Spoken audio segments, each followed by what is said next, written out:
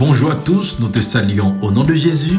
Bienvenue à ce numéro de plat du jour pour ce lundi 20 janvier 2025. Aujourd'hui, notre plat est préparé dans le livre d'Ecclésiaste, le chapitre 8, les versets 11 et 12. Parce qu'une sentence contre les mauvaises actions ne s'exécute pas promptement, le cœur des fils de l'homme se remplit en eux du désir de faire le mal. Cependant, quoique le pécheur fasse 100 fois le mal et qu'il y persévère longtemps, je sais aussi que le bonheur est pour ceux qui craignent Dieu, parce qu'ils ont de la crainte devant lui. Le verset 11 révèle que la patience et la longanimité de Dieu envers les pécheurs sont souvent mal interprétées comme un signe de faiblesse ou d'indifférence. Lorsque les conséquences du mal ne se manifestent pas immédiatement, certains en déduisent qu'ils peuvent agir sans crainte de jugement. Cette perception erronée pousse les cœurs déjà inclinés vers le péché à s'y abandonner davantage. Pourtant, cette patience divine a un objectif clair: donner aux pécheurs une opportunité de se repentir. Comme l'apôtre Pierre l'écrit, le Seigneur ne tarde pas dans l'accomplissement de la promesse, comme quelques-uns le croient, mais il use de patience envers vous, ne voulant pas qu'aucun périsse, mais que tous arrivent à la repentance. Malheureusement, cette grâce offerte est souvent rejetée, ce qui renforce l'aveuglement spirituel des hommes.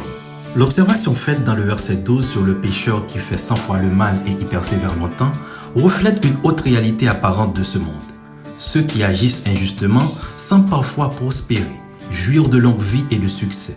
Cela peut semer la confusion et le découragement chez ceux qui cherchent à vivre dans la droiture.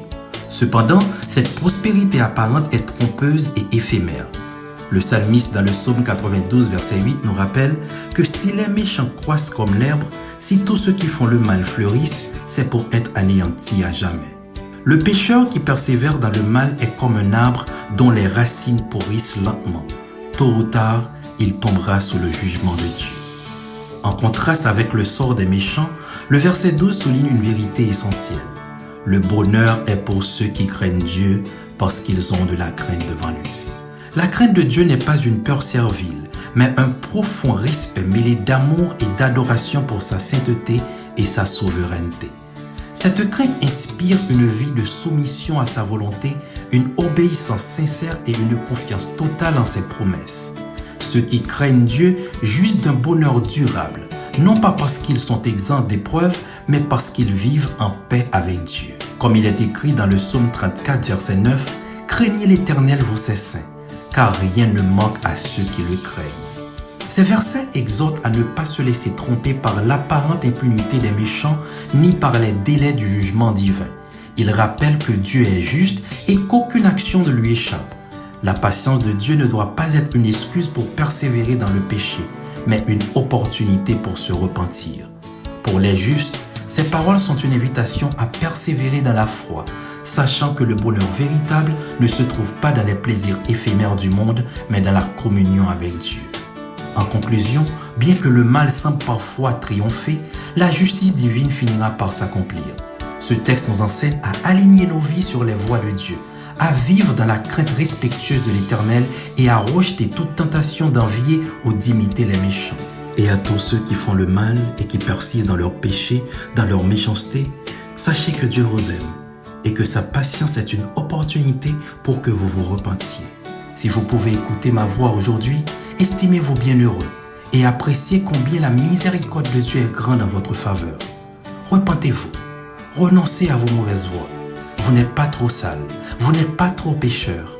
Il est encore possible de revenir à Dieu. Demain ne vous appartient pas. C'est maintenant que vous devez décider. Dieu vous tend aujourd'hui son cœur et ce cœur s'appelle Jésus. Car il n'y a de salut en aucun autre. Car il n'y a sous le ciel aucun autre nom qui a été donné parmi les hommes par lequel nous devions être sauvés. Aucun autre nom qui peut vous purifier et vous transformer, si ce n'est le nom de Jésus. Bon appétit, bonne journée, soyez richement bénis au nom de Jésus. Merci bon Dieu, vous bon moi parole ça.